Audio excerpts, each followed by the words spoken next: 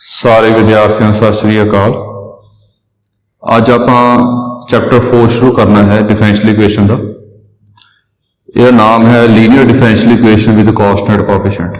जिन्ना बच्चों को पता होवे कांस्टेंट की हुंदा, कोएफिशिएंट की हुंदा ते डिफरेंशियल इक्वेशन की हुंदी है, लीनियर डिफरेंशियल इक्वेशन की हुंदी है, जो सारा मैनू पता होवे हुण समझ आ जाएगा कि किदां दी डिफरेंशियल इक्वेशन आपां सॉल्व करनी है। लीनियर किया है अपन जी नॉन लीनियर ना हो, मतलब जिमें कोई डिफरेंशियल इक्वेशन है इत्थे जी पिछे की कंफ्यूज ना हुई, जी पहला की उस linear differential equation first order. इतने ऑर्डर नहीं मैंशन किया, ऑर्डर जिन्ना मर्जी हो गए, इतने ऑर्डर नहीं मैंशन किया, ऑर्डर जिन्ना मर्जी आ सकता ना ध्यान दे विच होवे ਜਿਹੜੀ ਆਹ डिफरेंशियल इक्वेशन हैगी आ वाली ये लीनियर डिफरेंशियल इक्वेशन है।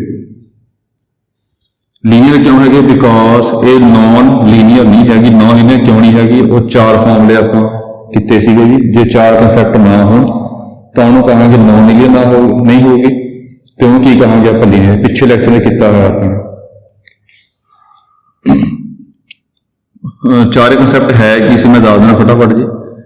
डिग्री किसी डेरीवेटिव की पावर 1 तो वड्डी ना हो, डिग्री 1 तो वड्डी ना हो, किसी डेरीवेटिव पावर 1 तो वड्डी ना हो, डिपेंडेंट वेरीएबल की पावर 1 तो वड्डी ना हो, डिपेंडेंट वेरीएबल का डेरीवेटिव आपस में मल्टीप्लाई ना हो जी। ये मोटे मोटे कंसैप्ट किए सी आपां चार।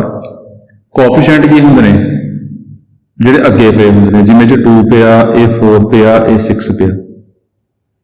ये लीनियर डिफरेंशियल इक्वेशन लीनियर क्यों है बिकॉज चारे कंडीशन सैटिस्फाई नहीं हो रही, यह नॉन लीनियर नहीं है, सारे लीनियर कहांगे आप। ये लीनियर डिफरेंशियल इक्वेशन है जी, ये कोएफिशिएंट की आ रहे हैं मोहरे वाले, ये कांस्टेंट आ रहे हैं, तो इन्हों कहांगे आप linear differential equation with constant coefficient. ये ऑर्डर नहीं मैंशन किया, ऑर्डर जिन्ना मर्जी हो, डेरीवेटिव 2 बारी भी आ सकता, 3 बारी, 4 बारी, 5 बारी, डेरीवेटिव नहीं मैटर करता, पावर एक हो, बस पावर एक चाहिए है। जिवें इत्थे स्केयर आ गया, ये डिग्री 2 बन गई, ये लीनियर नहीं हैगी। इदां दी इक्वेशन नहीं आउणगियां आपां जिहड़ियां आपां सॉल्व करनियां सारियां लीनियर होणगियां, पहली गल। दूजी गल, इधरले पासे जो राइट हैंड साइड पे है इत्थे कुछ भी आ सकदा, मतलब इत्थे एक्स भी आ सकदा, मतलब इधरले पासे साइन एक्स भी आ सकदा। जिहड़ी आह टर्म हैगी आ इधरले पासे 0 भी आ सकता, इधरले पासे नॉन 0 भी आ सकता, मतलब d2y by D X square plus 4 dy by D X plus Y equal to 0, इदा भी आ सकती है डिफरेंशियल इक्वेशन। ये भी लीनियर डिफरेंशियल इक्वेशन कहांगे आप विद कांस्टेंट कोएफिशिएंट, ते इहनूं भी आपां जिवें इत्थे साइन एक्स आ, ये भी linear differential equation with constant coefficient. मतलब इधरले पासे तो डिपेंडेंट वेरीएबल तो डेरीवेटिव होंगे, जिहड़ा बाकी होर बच गया वो इधरले पासे आऊगा जी। जे इधरले पासे अपने को 0 पिया होवे तो इहदा नाम रखांगे आपां ये होमोजीनियस, इहनूं कहांगे होमोजीनियस लीनियर डिफरेंशियल इक्वेशन। यह पुराना होगा जी इक्वल टू 0 पिया। हम गल ध्यान रखनी, होमोजीनियस पहला ही पढ़िया है आपने, उत्थे मीनिंग की सी जो पिछे पढ़िया सी होमोजीनियस, और मीनिंग सीगा अपने को जिस पावर सेम होवे, पर ये होमोजीनियस का मतलब है जी इक्वल टू 0 पिया होवे उन्होंने कहांगे आप होमोजीनियस लीनियर डिफरेंशियल इक्वेशन। जे 0 की थां ते कुछ होर पिया इधरले पासे तो इन्हों कहांगे आप non homogeneous linear differential equation. इन्हें इदा कहांगे। जे नॉन 0 हो गए इत्थे पा लो, जे इक्वल टू 0 पिया हो गए इन्हें ये कहांगे, जे नॉट इक्वल टू 0 हो फिर आप कहांगे non homogeneous linear differential equation. ये गल आप ध्यान रखना। सब तो पहला कंसैप्ट हैगा कि पहला आप सॉल्व करांगे कि होमोजीनियस लीनियर डिफरेंशियल इक्वेशन किवें सॉल्व करनी है, बाद चो ये सॉल्व करांगे। ये कुछ कंसैप्ट बनाने, उस तो पहला ਆਪਾਂ ਇਹ ਸਿੰਬੋਲਿਕ ਫਾਰਮ ਬਣਾਉਣੀ ਆ, ਉਹ ਕੀ ਹੁੰਦੀ ਆ ਉਹ ਗੱਲ ਦੇਖਣੀ ਆ ਆਪਾਂ ਨੇ। ਸਿੰਬੋਲਿਕ ਫਾਰਮ ਬਣਾਉਣ ਤੋਂ ਪਹਿਲਾਂ ਇੱਕ ਮੈਂ ਲੀਨੀਅਰ ਡਿਫਰੈਂਸ਼ੀਅਲ ਇਕੁਏਸ਼ਨ ਲਿਖ ਰਿਹਾ ਹੈਗਾ, ਉਹ ਦੇਖਿਓ।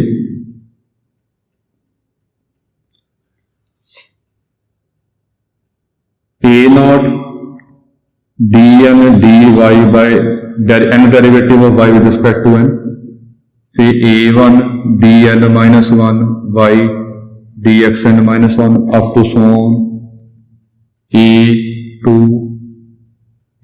an minus 2 d square y upon dx square plus an minus 1 dy by dx plus any equal to q। देख लो पहला वेयर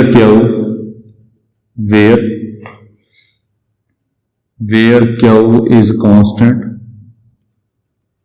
छुपा लो, where q is constant or function of x। जिन्होंने ने पहला लैक्चर लाया होंगे ध्यान में पता होगा कि कांस्टेंट ਨੂੰ फंक्शन ऑफ x भी कह सकते हैं, तो ये दो गल्लां कहने की बजाय कला आपां इहनूं फंक्शन ऑफ x भी कह सकते हैं। And a0 a1 up to so on an are constants.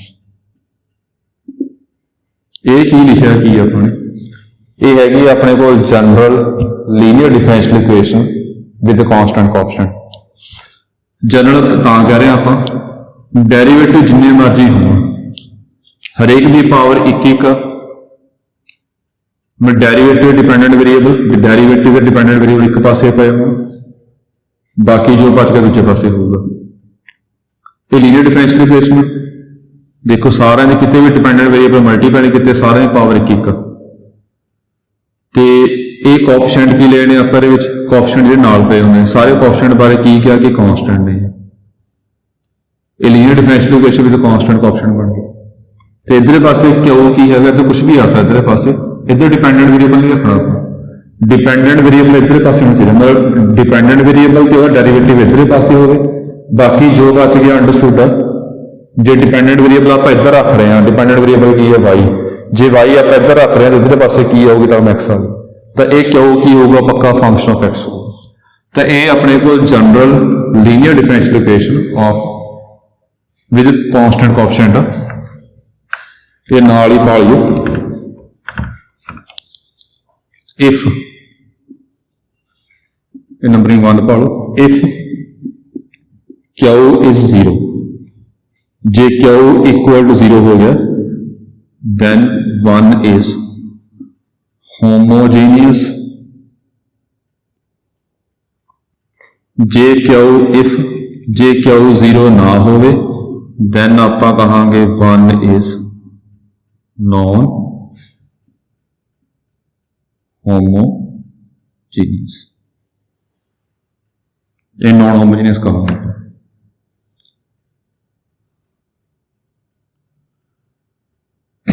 हुण करना की आपां सिंबॉलिक फॉर्म बनानी, मतलब आप सिंबल यूज करने वो नवा कंसैप्ट है। वो किवें आ, आपां की करांगे जो डी बाई डी एक्स हैगा इहदा सिंबल आपां लवांगे कैपिटल डी, लिखना सौखा रहे तां ही मान रहे हैं आपां। डी बाई डी एक्स ये ऑपरेटर है, ऑपरेटर की हुंदा मशीन वांगू हुंदा, जे इहदे विच आपां कुछ पावांगे तो ये कुछ आंसर देगा। मैं वर्ड यूज कर रहा ऑपरेटर, जे नहीं ध्यान च कोई गल नहीं हैगी, फंक्शन भी होंगे ऑपरेटर भी होंगे। बस ये है कि जो सिंबल देना आप इतने इक्वल नहीं पाना, इतने इक्विवेलेंट पाना अपना, ये इक्विवेलेंट पाना अपना। थोड़ा देर बाद भी देखना ने आप इक्विवेलेंट किवें पाना। ये ऑपरेटर है, ये भी ऑपरेटर जिवें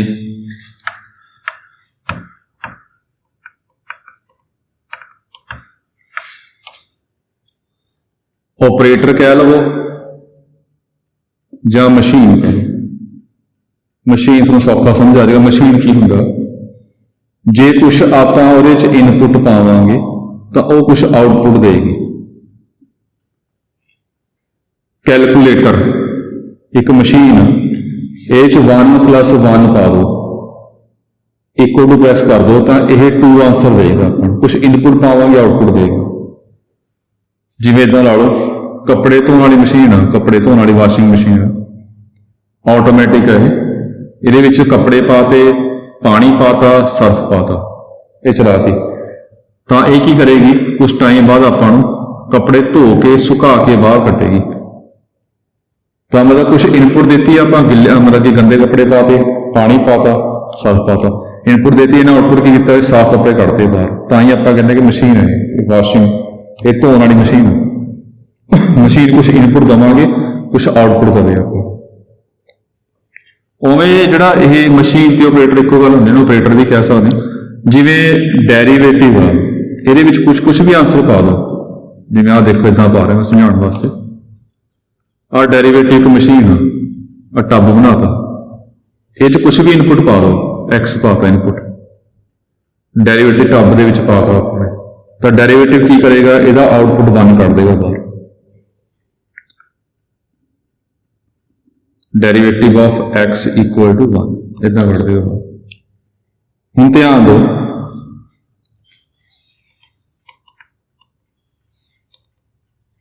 एक ए हैगा बंदा, एक बी बंदा हैगा, 2 बंदे ने। ਇਹਦੇ घर भी वाशिंग मशीन लगी हुई है, मान लो LG की वाशिंग मशीन ਇਹਦੇ ਘਰੇ भी, ਇਹਦੇ ਘਰੇ भी वाशिंग मशीन LG की, सेम कंपनी मशीन है दोनों को। जे सेम कंपनी मशीन हैगी आ, सेम मॉडल हैगा, सारा कुछ सेम आ, मतलब कि जो ये फंक्शन करती है उही ये फंक्शन करेगी। मतलब ये भी उही है जी, जिन्हें गिले कपड़े पाए आप उन्ने टाइम से सुखा के बाहर कटेगी, ये भी उन्ने टाइम से सुखा के बाहर कटेगी। मतलब सेम मॉडल दियां, सेम कंपनी दियां मशीनां ने 2।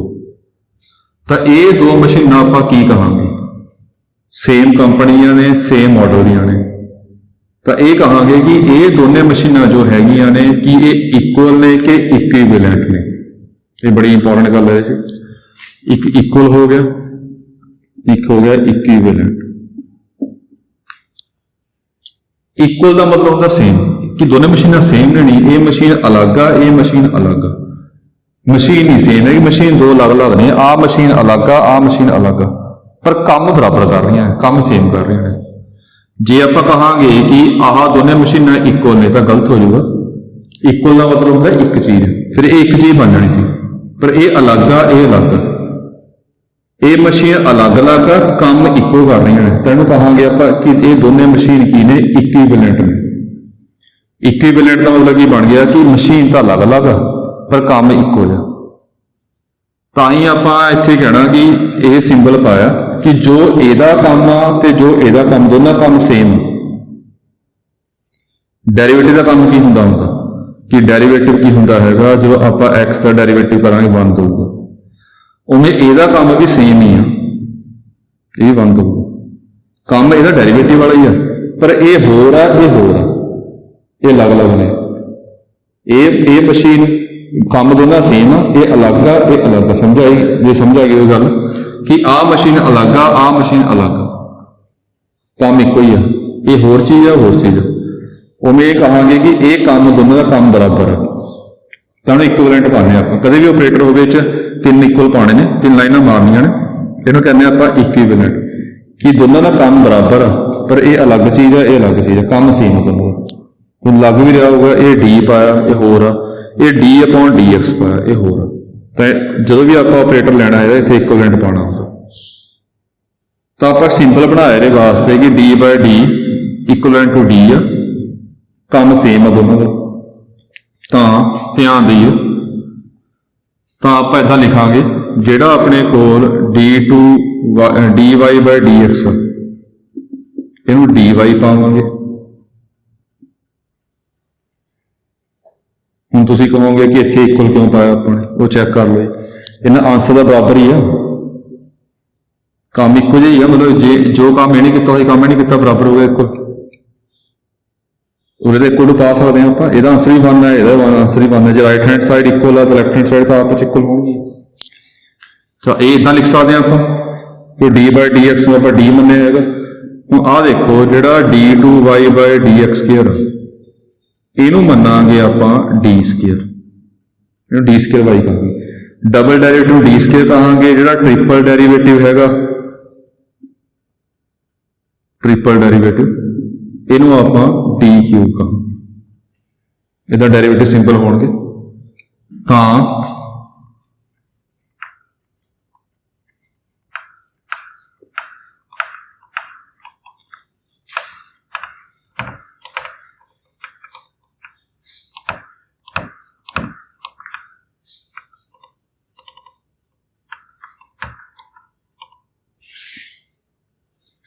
ਜਿਹੜਾ ਕੁਐਸਚਨ ਆ ਮੰਨ ਲਓ d2y/dx² - 7dy/dx plus 12y = 0। ਇਹ ਸਿੰਬੋਲਿਕ ਫਾਰਮ ਕੀ ਬਣੇਗੀ? ਇਹ ਬਣ ਜਾਏਗਾ d²y, ਇਹ ਕਹਾਂਗੇ ਆਪਾਂ symbolic form. Symbol double derivative d² ਕਹਿੰਦੇ ਆਪਾਂ, ਨਾਲ y ਆ ਜਾਏਗਾ। ਸਿੰਗਲ ਡੈਰੀਵੇਟਿਵ ਨੂੰ ਆਪਾਂ d ਕਹਿੰਦੇ ਆ, ਨਾਲ y ਆ ਜਾਏਗਾ, ਤੇ ਇਹ ਏਦਾਂ ਆ ਜਾਊ। ਤਾਂ ਇਹਦੇ ਵਿੱਚੋਂ y ਕੱਢ ਲਿਆ ਬਾਹਰ, ਇਹਨੂੰ ਇਦਾਂ ਲਿਖ ਸਕਦੇ ਹਾਂ। ਇਹਦਾ ਮੀਨਿੰਗ ਤੇ ਇਹਦਾ ਮੀਨਿੰਗ ਇੱਕੋ ਹੀ ਆ, ਸੇਮ। ਇਹਦਾ ਮੀਨਿੰਗ ਤੇ ਇਹਦਾ ਮੀਨਿੰਗ ਕੀ ਹੈਗਾ? ਸੇਮ। ਸੋ ਧਿਆਨ ਦਿਓ। ਅੱਗੇ ਸੋਲਵ ਕਿਵੇਂ ਕਰਨੀ ਆ ਆਪਾਂ ਡਿਫਰੈਂਸ਼ੀਅਲ ਇਕੁਏਸ਼ਨ ਇਦਾਂ ਦੀਆਂ, ਕਾਂਸਟੈਂਟ ਕੋਐਫੀਸ਼ੀਐਂਟ ਹੋ ਲੀਨੀਅਰ ਡਿਫਰੈਂਸ਼ੀਅਲ ਇਕੁਏਸ਼ਨ ਹੋ ਗਏ, ਉਹ ਸੋਲਵ ਕਰਨ ਦੇ ਤਰੀਕੇ ਬਣਾ ਰਹੇ ਆ। ਇਹਦੇ ਪ੍ਰੂਫ ਨਹੀਂ ਹੈਗੇ ਜੀ, ਸਿਰਫ ਤਰੀਕੇ ਨੇ ਇਕੱਲੇ, ਉਹ ਤਰੀਕੇ ਕਰ ਰਹੇ ਆ ਆਪਾਂ। ਸਭ ਤੋਂ ਪਹਿਲਾ ਕੁਐਸਚਨ ਕਰ ਰਹੇ ਹਾਂ, ਦੇਖੋ ਜੀ ਆਹ ਵਾਲਾ। ਕੋਈ ਵੀ ਲੀਨੀਅਰ ਡਿਫਰੈਂਸ਼ੀਅਲ ਇਕੁਏਸ਼ਨ ਹੋਊਗੀ, ਸਭ ਤੋਂ ਪਹਿਲਾਂ ਜਿਹੜੀ ਪਹਿਲੀ ਐਕਸਰਸਾਈਜ਼ ਕਰਨੀ ਆ ਉਹ 'ਚ ਹੋਮੋਜੀਨੀਅਸ ਆ, = 0 ਹੋਊਗਾ। ਨਾਨ ਜ਼ੀਰੋ ਵਾਲੀ ਟਾਈਪਾਂ ਆਪਾਂ ਨੂੰ ਅੱਗੇ ਨੈਕਸਟ ਐਕਸਰਸਾਈਜ਼ 'ਚ ਆਉਣਗੀਆਂ। ਪਹਿਲਾਂ ਆਪਾਂ ਨੇ ਹੋਮੋਜੀਨੀਅਸ ਲੀਨੀਅਰ ਡਿਫਰੈਂਸ਼ੀਅਲ ਇਕੁਏਸ਼ਨ ਸੋਲਵ ਕਰਨੀਆਂ ਨੇ ਵਿਦ ਕਾਂਸਟੈਂਟ ਕੋਐਫੀਸ਼ੀਐਂਟ, ਤੇ ਕੋਐਫੀਸ਼ੀਐਂਟ ਕਾਂਸਟੈਂਟ ਹੋਣਗੇ ਅੱਗੇ। ਇਹਦਾ ਕਰਨਾ ਕੀ ਆ? ਸਭ ਤੋਂ ਪਹਿਲਾਂ ਸਿੰਬੋਲਿਕ ਫਾਰਮ ਬਣਾਉਣੀ ਆ। ਤਰੀਕਾ ਧਿਆਨ ਰੱਖਿਓ, ਇਹਦਾ ਪ੍ਰੂਫ ਨਹੀਂ ਹੈ, ਸਿੱਧਾ ਹੀ ਹੈ ਤਰੀਕਾ। ਇੱਕ ਸਮਝ ਆ ਗਿਆ ਤੁਹਾਨੂੰ ਸਾਰਾ ਸਮਝਾ ਲਊਗਾ ਟੌਪਿਕ ਕਿਵੇਂ। ਸਿੰਬੋਲਿਕ ਫਾਰਮ ਬਣਾ ਕੇ y ਬਾਹਰ ਕੱਢ ਲੈਣਾ। ਇਸ ਤੋਂ ਬਾਅਦ ਇੱਕ ਟਰਮ ਡਿਫਾਈਨ ਕਰ ਰਹੇ ਹਾਂ ਆਪਾਂ, ਆਕਸਿਲਰੀ ਇਕੁਏਸ਼ਨ।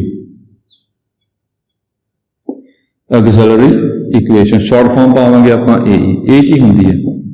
ਆਕਸਿਲਰੀ ਇਕੁਏਸ਼ਨ ਕਿਹੜੀ ਹੁੰਦੀ ਹੈ? ਜਿਹੜੀ ਆਪਾਂ ਟਰਮ ਬ੍ਰੈਕਟ 'ਚ ਪਾਈ ਆ, ਜਿਸ 'ਚ ਸਿੰਬਲ ਯੂਜ਼ ਕੀਤੇ ਨੇ, ਇਹਨੂੰ 0 ਪੁੱਟ ਕਰ ਦਿਓ। ਧਿਆਨ ਰੱਖਣਾ, ਇਹਨੂੰ 0 ਪੁੱਟ ਕਰ ਦਿਓ। ਜੋ ਟਰਮ ਬ੍ਰੈਕਟ 'ਚ ਪਾਈ ਆ y ਨੂੰ ਛੱਡ ਕੇ ਇਹਨੂੰ 0 ਪੁੱਟ ਕਰ ਦਿਓ। ਇਹ ਇਕੁਏਸ਼ਨ ਨੂੰ ਕਹਾਂਗੇ ਆਪਾਂ ਆਕਸਿਲਰੀ ਇਕੁਏਸ਼ਨ। ਪਹਿਲਾਂ ਇਹ ਕੱਢਣੀ ਹੈ, ਇਹ ਕੱਢ ਕੇ ਇਹਦੇ ਰੂਟਸ ਫਾਈਂਡ ਕਰਨੇ, d ਸੋਲਵ ਕਰਨਾ। ਇਹਦੇ ਵਿੱਚੋਂ ਰੂਟਸ ਫਾਈਂਡ ਕਰ ਲਓ ਜੀ। d - d² - 4d - 3d + 12 ਆ ਗਿਆ। ਇੱਥੋਂ d ਕਿੰਨਾ ਆ ਗਿਆ ਆਪਣੇ ਕੋਲ? ਕਾਮਨ ਕੱਢ ਲਿਆ, d - 4 - 3d - 4। ਇੱਥੋਂ ਆ ਗਿਆ d - 4 ਕਾਮਨ ਆ ਗਿਆ, d - 3 = 0। ਇੱਥੋਂ ਆ ਗਿਆ ਆਪਣੇ ਕੋਲ d - 4 = 0, d - 3 = 0। ਇੱਥੋਂ ਆ ਗਿਆ d = 4, d = 3। ਹੁਣ ਆਂਸਰ ਇੱਥੋਂ ਦੇਖ ਕੇ ਆਪਾਂ ਡਿਸਾਈਡ ਕਰਨਾ ਕਿ ਆਂਸਰ ਕੀ ਆਉਣਗੇ। ਅੱਗੇ ਟਾਈਪਾਂ ਬਣਨਗੀਆਂ, 4 ਟਾਈਪਾਂ ਨੇ ਓਵਰਆਲ। ਮੈਂ ਪਹਿਲਾਂ ਟਾਈਪਾਂ ਲਿਖਵਾ ਰਿਹਾ ਜੀ, ਫਿਰ ਇਹਨੂੰ ਅੱਗੇ ਸੋਲਵ ਕਰਵਾਉਂਗਾ ਕਿਵੇਂ ਸੋਲਵ ਕਰਨਾ। 4 ਟਾਈਪਾਂ ਕਿਹੜੀਆਂ ਨੇ ਉਹ ਦੇਖੋ।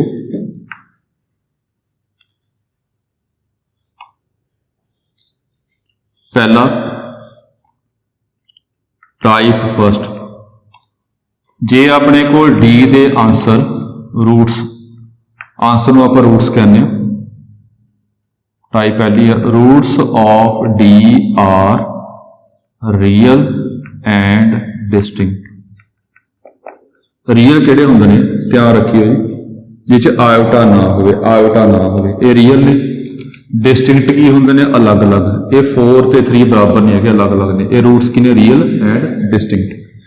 ਤਾਂ ਇਹਦੇ ਵਿੱਚ ਆਂਸਰ ਕਿਵੇਂ ਕੱਢਣਾ? ਸਿੱਧੇ ਸਟੈਪ। ਮੰਨ ਲਓ ਕਿ ਰੂਟਸ ਆਪਾਂ ਮੰਨ ਲਏ ਸੇ, ਰੂਟਸ ਮੰਨ ਲਿਆ ਆਪਾਂ α1, α2, α3 ਅਪ ਟੂ ਸੋਨ। ਇਹ ਰੂਟਸ ਆ ਗਏ, ਇਹ ਆਂਸਰ ਆ ਗਏ। ਤਾਂ ਸੋਲੂਸ਼ਨ ਕੀ ਹੋਊਗਾ? ਸੋਲੂਸ਼ਨ ਇਜ਼ y = c1e ਦੀ ਪਾਵਰ α1x, c2e ਦੀ power α2x plus C3 e दी power alpha 3x up to so on ऐ चली जाती। C1 C2 C3 arbitrary constant ने, एक आंसर वास्ते एक कॉन्स्टेंट पाना, एक आंसर वास्ते दूजा कॉन्स्टेंट, तीजे वास्ते तीजा कॉन्स्टेंट, ये पाने ने अते अल्फा 1 e दी पावर अल्फा 1x पा देंगे, दूजा e दी power alpha 2x alpha 3x सोन पावांगे। जिन्ने आंसर ने उन्नियां टर्म बननियां इत्थे, जिवें देखो इस case therefore solution is y equal to C1 e दी पावर 4x C2 e दी पावर 3x। बस ये आंसर है। इदा भी कर सकते, कोई प्रॉब्लम नहीं हैगी, जिहड़े पहला पढ़े होंगे पता होगा। जे पहला आ लिखांगे आंसर तो C1 e दी पावर 3x, जे आ बाद चो लिखांगे आपां C2 e दी पावर 4x, ये दोनों आंसर सेम है जी। आर्बिट्ररी कॉन्स्टेंट फर्क नहीं पैंदा हुंदा कि इत्थे C1 इत्थे C2, आर्बिट्ररी कॉन्स्टेंट का फर्क नहीं पैंदा हुंदा। जे होर गा किसी समझ आ रही होवे, जे किसी नूं फस्ट चैप्टर ध्यान नाल पढ़िया होवे, सैकेंड चैप्टर डिफरेंशियल इक्वेशन किद्दां बनाई सी आपां, ये डिफरेंशियल इक्वेशन किद्दां बनेगी जी, जिन्ने आर्बिट्ररी कॉन्स्टेंट ने उन्ने डेरिवेटिव करने होंदे ने, ये दो बारी डेरिवेटिव होणगे जी, तो जिन्ने बारी आपां मैक्सिमम डेरिवेटिव करांगे वो ऑर्डर होगा, जिन्ना ऑर्डर होंदा जी उन्ने आर्बिट्ररी कॉन्स्टेंट आणगे आंसर च, जां जिन्ने आर्बिट्ररी कॉन्स्टेंट ने डिफरेंशियल इक्वेशन च उन्ना ऑर्डर बनेगा। ये पहला पढ़िया है, जे दो आ तो दो आर्बिट्ररी कॉन्स्टेंट बनने आंसर च, जे तीन होंदा भी तीन बनने सी। चलो ये टाइप पहली है, जे रूट अलग अलग होण ते रियल ना हो, तो देखी जाओ फटाफट। हुण टाइप सैकेंड कर रहे हैं आपां इस तो बाद।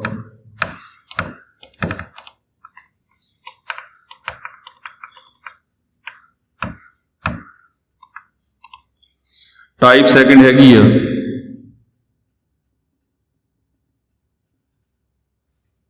रूट्स होन तो real, roots are real and equal, real भी होन इक्वल भी होन।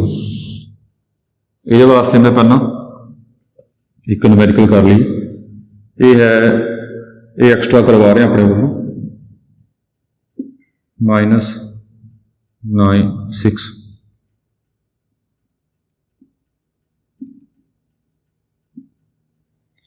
यदि सिंबॉलिक फॉर्म बनाई अपने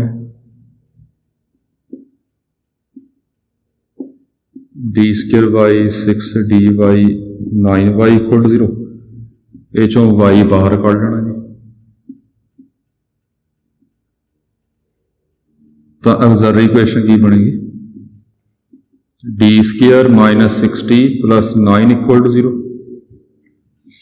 इथों d के आंसर दो आएंगे सेम 3 3, वो चेक कर लियो।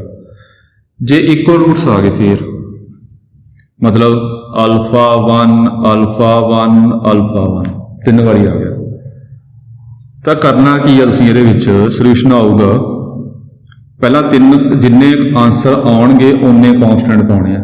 पहला C1 आऊगा, ध्यान दियो, फिर C2 आऊगा, फिर C3। तीन आंसर ने, चाहे इक्वल ने चाहे आंसर, तीन कॉन्स्टेंट आउणगे, तिन्ने सेम ने, तो सारा वास्ते e दी पावर अल्फा 1x का बाहर रखना, तिन्ने सेम ने बाहर रखना सारा वास्ते।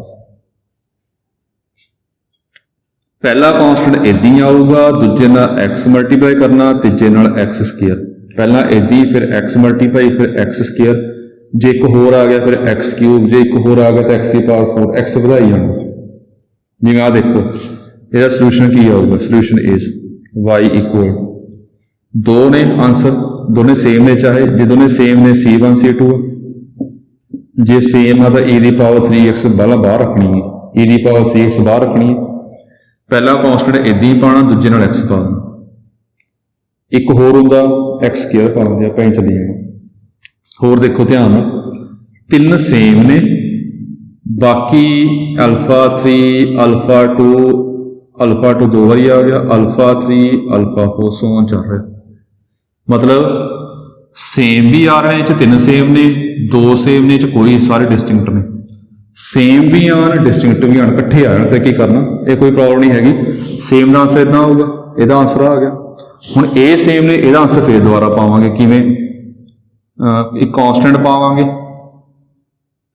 हुण कॉन्स्टेंट किद्दां पाउणे आ, दो कॉन्स्टेंट पाने, कॉन्स्टेंट सीरियल वाइज पाने, C1 C2 C3 ਅੱਗੇ C4 ਪਾਉਣਾ।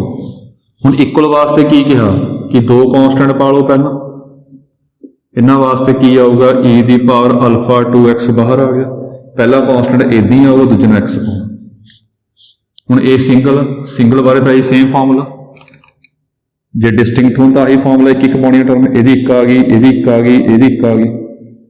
ਹੁਣ ਇਹ ਅਲੱਗ ਆ ਡਿਸਟਿੰਕਟ, ਤਾਂ ਕੌਂਸਟੈਂਟ 5 ਆ ਗਿਆ, ਹੁਣ 6 ਪਾਉਣਾ, C6 e ਦੀ power alpha 3x, C7 e ਦੀ ਪਾਵਰ ਅਲਫਾ 4x।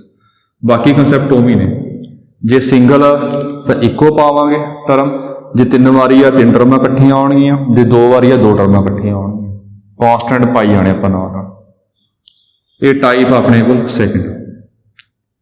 ਚਲੋ ਫਿਲਹਾਲ ਆਪਾਂ ਇਸ ਲੈਕਚਰ 2 ਟਾਈਪਾਂ ਹੀ ਕਰਨੀਆਂ ਸੀਗੀਆਂ, ਬਾਕੀ ਸੋਚਿਆ ਧਿਆਨ ਦੇ ਵਿੱਚ ਹੋਵੇ ਨਾ, ਇੱਕ ਆਪਾਂ ਨੇ ਜੇ ਕਿਊਬਿਕ ਆ ਜੇ, ਜੇ ਇਹ ਮੈਥਡ ਮੈਂ ਕਲਾਸ 'ਚ ਕਰਵਾਇਆ ਸੀ ਲਾਸਟ ਲੈਕਚਰਾਂ ਵਿੱਚ, ਜੇ ਕਿਊਬਿਕ ਪਾਵਰ ਆ ਜਾਏ, ਹੁਣ ਆਪਾਂ ਹਿੱਟ ਐਂਡ ਟਰਾਇਲ ਮੈਥਡ ਨਾਲ ਸੋਲਵ ਕੀਤਾ ਸੀ, ਇਹ ਲਾਸਟ ਦੇ ਪਿੱਛੇ ਲੈਕਚਰ ਲੱਗ ਚੁੱਕੇ ਨੇ, ਉਹਨਾਂ ਵਿੱਚ ਕਰਵਾਇਆ ਸੀਗਾ ਜੀ ਇਹ topic hit and trial method, ਕਿ ਹਿੱਟ ਐਂਡ ਟਰਾਇਲ ਮੈਥਡ ਨਾਲ ਆਪਾਂ ਕਿਵੇਂ ਸੋਲਵ ਕਰਨਾ ਹੁੰਦਾ ਹੈਗਾ।